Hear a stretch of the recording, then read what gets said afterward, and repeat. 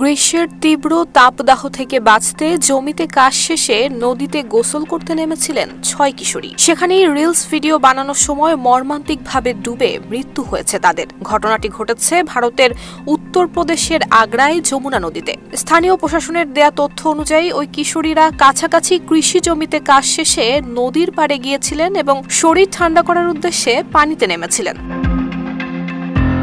প্রত্যক্ষদর্শীদের ভাষ্য অনুযায়ী শুরুতে তারা নদীর ধারে হাঁটাহাঁটি করলেও পরবর্তীতে মোবাইল ফোনে রিলস ভিডিও ধারণ করছিলেন এবং পরে ধীরে ধীরে তারা গভীর পানিতে চলে গেলে হঠাৎই স্রোতের টানে ডুবে যান। প্রতিবেদনে বলা হয়েছে, দুর্ঘটনার সময় 4 জন ঘটনাস্থলেই পানিতে তলিয়ে যায় এবং বাকি 2 জনকে আশঙ্কাজনক অবস্থায় উদ্ধার করে হাসপাতালে নেওয়া হলেও তারা মারা যান। পরে 6 কিশোরীর মরদেহ উদ্ধার করে ময়নাতদন্তের জন্য হাসপাতালে পাঠানো হয়। ঘটনার খবর ছড়িয়ে পড়তেই এলাকা জুড়ে নেমে আসে শোকের ছায়া। বহু মানুষ ছুটে যান যমুনা নদীর পাড়ে।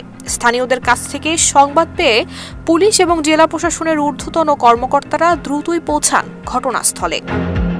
Desk report, Dhaka post.